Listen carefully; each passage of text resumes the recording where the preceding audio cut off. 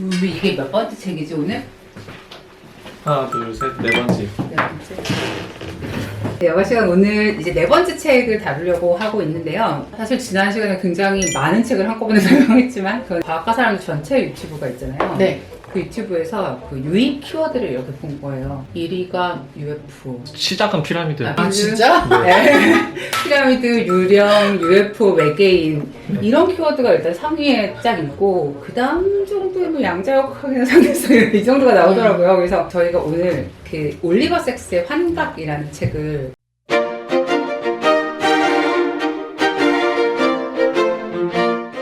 이거는 저희가 굉장히 어떤 흥행을 좀 고려한 선택이었다. 네. 세 가지 정도의 측면이었던 것 같은데 하나는 일단 유명한 사람을 한번 해보자. 올리버 섹스나 뭐 리처드 도킨스나 칼 세이건이나 또 하나는 지금 우리 채널에 들어와서 유령이나 외계인이나 UFO에 대해서 진지하게 고민하시는 분들한테 뭔가 약간 새로운 관점을 좀 전달을 하고 그분들이 새로운 관점을 보고 싶어서 그건 검색하셨어요? 알겠죠? 네. 이 책에는 뭐 환각, 환청 막 이런 것들에 대한 얘기들이 잔뜩 나와 있는 책이어서 그러니까 좀 자극적인 선정이다라고 우리끼리는 환각에 대한 환상이 약간은 없어질 수도 있고 조금 다른 관점에서 볼 수 있다라는 게 가장 큰 장점이 아닐까 생각하고 있어요.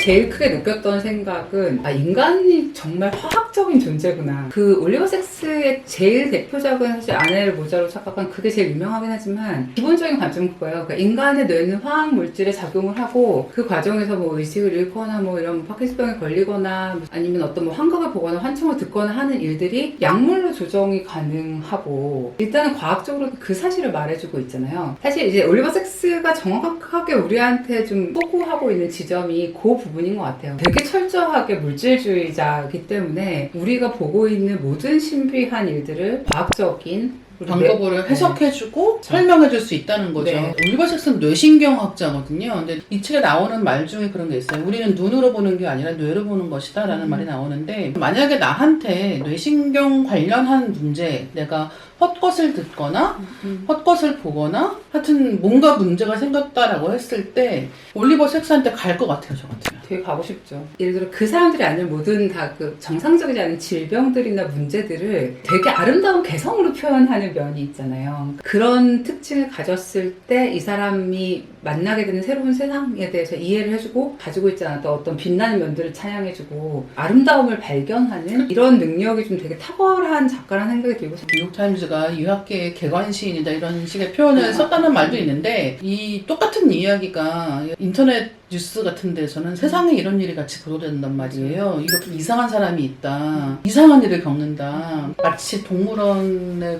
동물 구경하는 것처럼. 근데 올리버 섹스는 똑같은 사람에게 그렇게 하지 않는다는 거예요. 그리고 책들을 보면 환자가 왔을 때 이 사람한테 무슨 이상이 있는지를 알 수가 없잖아요. 그러니까 이 사람이 하는 대로 말하는 대로 가만두고 그걸 듣고 관찰한단 말이에요. 이런 건강상의 이상이 없을 때에도 흔히 받을 수 없는 경험이에요. 내가 무슨 얘기를 하고 내가 무슨 관심사를 가지고 있고 내가 보는 세상이 어떤지에 대해서 이렇게 관심 있게 지켜봐 주냐고 아무도 안 그런다는 거예요. 그러니까 이 올리버 섹스의 책을 읽을 때 느껴지는 감정은 내가 이 책에 등장하는 사례 중에 하나랑 비슷한 일을 경험했을 수도 있겠지만 그렇지 않다고 해도 굉장한 안도감 같은 게 있는 거예요. 맞죠. 내가 나에게 무슨 일이 생겨도 세상 어딘가에는 이렇게 돌봐줄 수 있는 의사가 있어 라는 믿음 같은 걸 잃지 않게 하기 때문에 그 일을 누가 보통은 하고 있었냐면 종교기관들이 하고 맞아요. 있어요. 그러니까 네. 내가 너의 항상 친구고 우리 교회의 보살님 혹은 뭐 집사분 자매님들이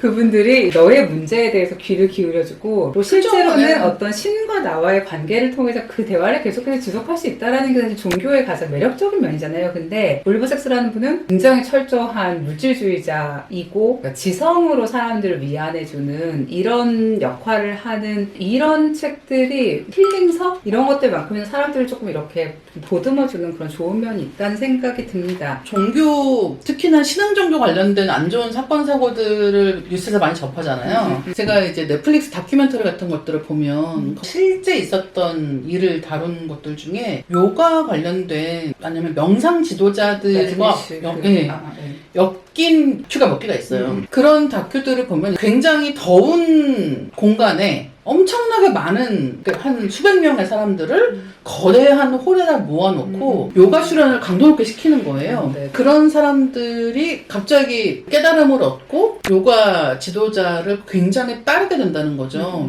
왜 저런 일이 생기는 거지? 그냥 요가를 하는 거 아닌가라고 생각을 했는데 사실은 이 환각이라는 책을 보면은 그런 현상도 설명을 하고 있어요. 네, 무어만이라는 민족학자분이 그 신이 답할 때라는 책을 썼거든요. 그러니까 이제 신성이나 하나님의 존재 이런 거는 비물질적이잖아요. 근데 정상적인 방법으로 우리가 볼 수도 없고 만질 수도 없는데 이렇게 증거가 부족한 걸 사람들이 어떻게 그렇게 오랜 시간 동안 믿을 수 있나를 좀 의아하게 생각을 한 거예요. 되게 많은 세계 여러 가지 종교에서 실제로 신의 손길을 느꼈다든지 신의 목소리를 들었다든지 어떤 빛을 봤다든지 이제 이런 증언들이 되게 많은데 영적으로 그들과 함께하는 데까지 오르는 수련 방법들이 다 있다는 그렇죠. 거죠. 맞아요. 근데 그 수련 방법이라는 게 다시 말하면 우리 뇌를 어떤 상태에 갖다 놓는 맞아요. 일이잖아요. 환각이라든지 환청이라든지가 뇌 질환이라든지 이런 식으로 발현될 수도 있고 어떤 특이한 뭐 트라우마라든지 어떤 상황에서 발현될 수도 있는데 그런 식으로 말하자면 세대를 건너서 굉장히 이게 빈번하게 반복되는 어떤 식의 환상이라는 거죠. 이제 지배 계급의 어떤 뭐 이데올로기로서의 종교 어쩌고 얘기를 하는데 정말 중요한 거는 우리 뇌가 혹은 우리 자신이 그런 이데올로기를 되게 강력하게 서포트하는 많은 물질적인 증거를 제공을 스스로 하고 있었다는 거죠. 네, 환각에서 굉장히 중요한 요건 중에 하나는 시각적인 자극이 제한되는 거예요. 뭐 일시적으로 수술이나 부상 이후에 앞을 볼 수 없다든가 할 때 환각의 등장이 나타나는 경우가 굉장히 많은데 그러니까 정상적인 시력을 가지고 있는 사람이라고 해도 그걸 인위적으로 빛이 없는 곳에서 장시간 있을 경우에 환각을 볼 수 있다는 거죠. 근데 물론 이렇게 단순화해서 이야기할 수는 없겠습니다만 어쨌든 이 책에서는 환각에 나타날 수 있는 여러 가지 경우의 수를 말하고 있고 과학적인 백그라운드를 조금 설명을 하는 게 도움이 될 수 있는데 우리가 뭔가를 볼 때 앞에 카메라에서 반사된 빛이 우리 눈으로 들어오잖아요. 이게 각막을 통과하고 그 안구 망막 사이에 있는 무슨 그 액체 이런 데를 지나서 거기 바닥에 있는 아니 액체 이런 거 까먹었어 지금.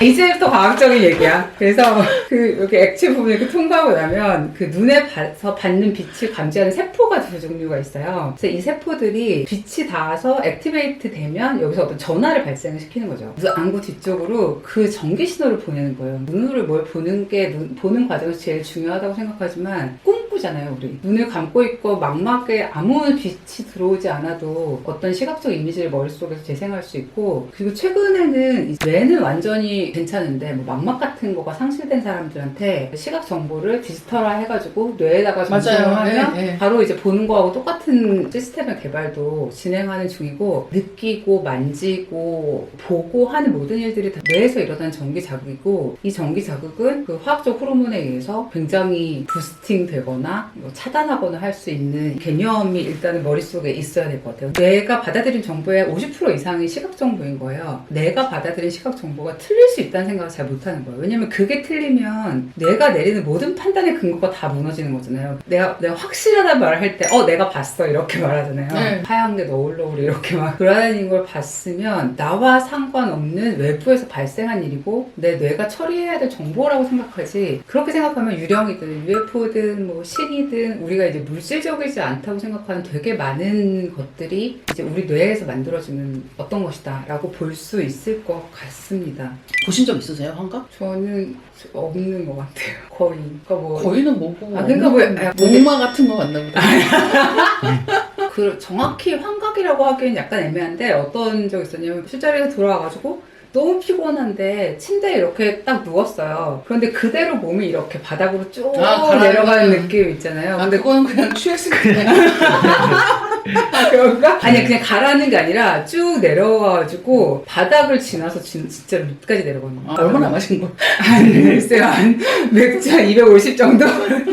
근데 이 환각이란 책을 봐도 그렇고 사람이 건강할 때는 사실은 이걸 이해할 수가 없어요. 겉으로 볼 때는 아무런 이상이 없다고 이 사람은. 어제랑 똑같은 오늘이 있는 건데 갑자기 이 사람이 이상한 얘기를 하면서 뭐가 보인다고 얘기를 하는 거예요. 뇌를 전문적으로 살피는 과학자가 등장을 하면서는 그게 무엇인지를 탐구하는 것 자체가 하나의 학문 분야가 되는 거죠. 나에게도 이런 환각이 나타날 수 있겠구나 라는 생각을 하게 되고 특히 환각이나 환청 같은 거는 너무 전형적인 정신 정신병 증상이잖아요. 이런 얘기들을 환자들이 못하는 거예요. 그렇죠. 그러니까 PTSD를 앓는 사람들의 모임 이런 거에서 예를 들어 자기 이제 경험 같은 걸 얘기를 하면 아무리 솔직해도 되는 자리에서도 사람들은 자기가 솔직해도 되는 선 같은 걸 항상 갖고 있잖아요. 그럼요. 자기가 예를 들어서 악몽을 계속해서 꾼다라는 얘기는 하지만 자기 죽은 아들이 눈앞에 보인다는 얘기는 못하는 거죠. 사실 생각해보면 그 부분이 되게 어렵잖아. 환자들이 올리버섹스는 왜 믿고 이렇게 많은 얘기를 해줬을까. 그치. 물론 이제 사례들을 모아서 책을 내는 게 뭐 옳냐 뭐 약간 이런 식의 비판도 있기는 하지만 책을 내주면 이걸 본 사람들은 적어도 자기 증상이 되게 특별하고 굉장히 문제가 되는 게 아니고 아파봤던 사람들이 이해할 수 있는 지점이라는 점에서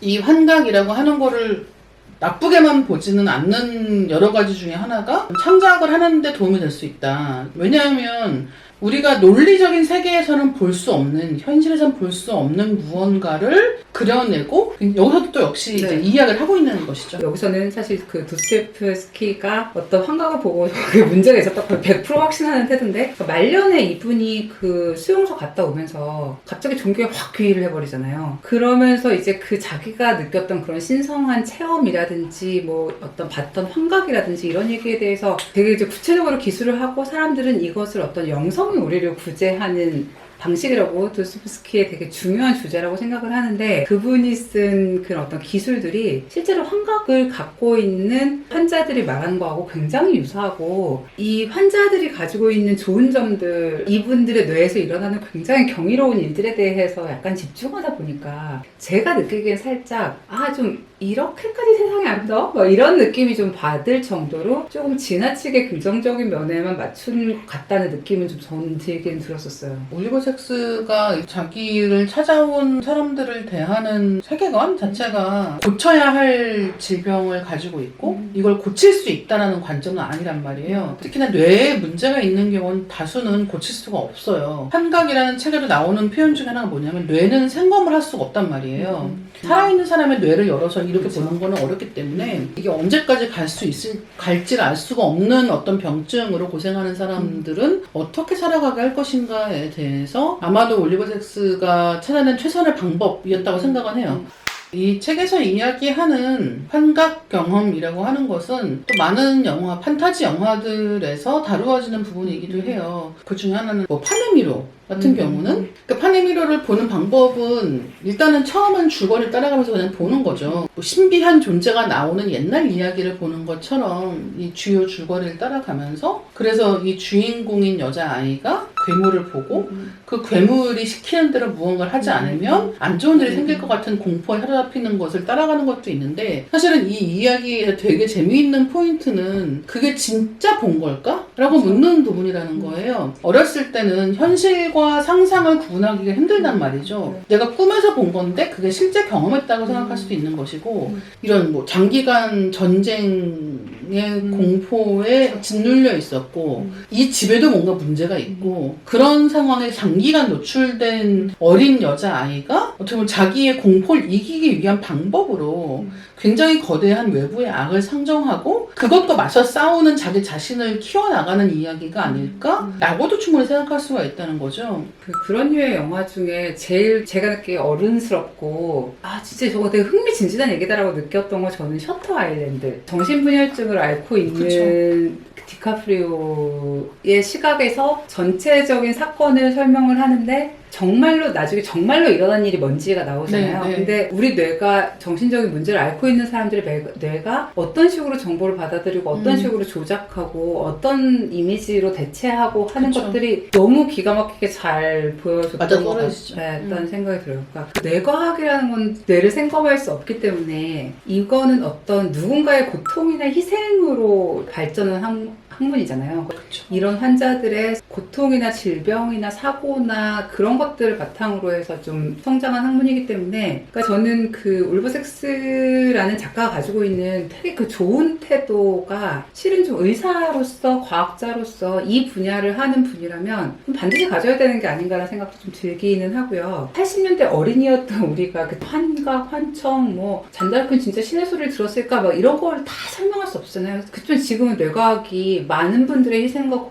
고생과 어떤 노력으로 상당히 발전을 했고 우리가 겪고 보고 있는 일에 되게 많은 부분을 설명할 수 있게 됐거든요. 그러니까 이런 책들이 사실 그 일을 하는 거죠. 우리가 지금 뭐를 설명할 수 있게 됐나, 그리고 당신이 가지고 있는 문제 중에 과학이 도와줄 수 있는 것들이 어떤 게 있고, 그렇죠. 문제를 정확히 알아야 해결할 수 있잖아요. 철분의 증후군을 가진 할머니가 자기의 환각하고 친해지기 위해서, 익숙해지기 위해서 어떤 노력을 하는 얘기 같은 것들이 나오는데, 예를 들어서 이것이 쫓아내야 될 어떤 상태라고 생각하면 정말 자기 몸에다가 상처 내면서 기도를 하는 방식으로 하겠지만, 만약에 이게 자기가 정말 죽을 때까지 얘네들하고 친하게 지내야 되고 다만 일상생활에 지장이 없도록 관리해야 될 거라고 생각하면 앞에서 벌어지는 그냥 그 쇼는 쇼대로 보면서 그냥 자기 정체성을 일부러 가지고 활용하면서 살 수 있는 거거든요. 과학이 항상 모든 것에 맞는 답을 주는 건 아니지만 어떤 상황들을 개선하는데 과학만큼 확실한 방법은 없다는 걸 좀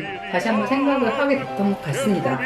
네, 그럼 저희는 다음 시간에 다른 책과 함께 다시 찾아뵙도록 하겠습니다. 예, 다음 시간에 만나요. 네, 안녕. 구독과 좋아요 눌러주세요. al